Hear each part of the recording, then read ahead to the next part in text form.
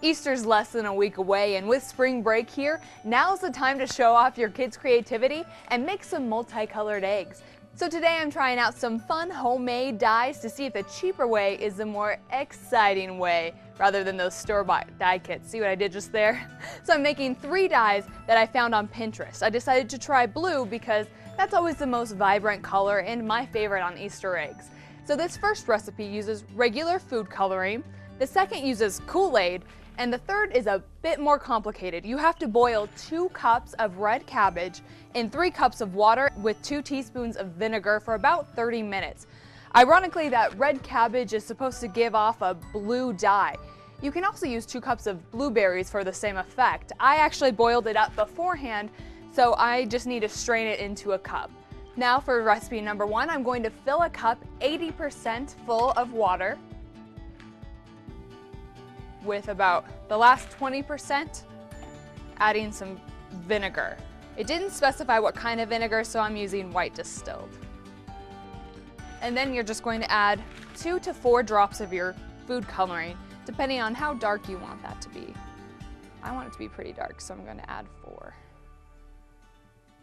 For recipe number 2, you're just going to dump in your Kool-Aid packet.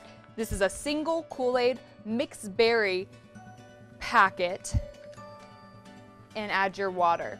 The mixed berry I'm hoping will give me a nice blue color. Oh yeah, that looks pretty good.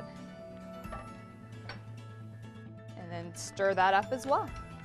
And then number 3, so I'm going to take some of that red cabbage sauce stuff that I made and pour it into a cup. This dye actually looks a little bit more purple, so we'll see how it comes off on the eggs. So now we're ready to just dump in the hard-boiled eggs. I've heard that if you actually stick an egg into a whisk, it works better than those metal egg holders, so I'm going to try it with one of them. I'll try it with the Kool-Aid. There you go. And then finally, our red cabbage one.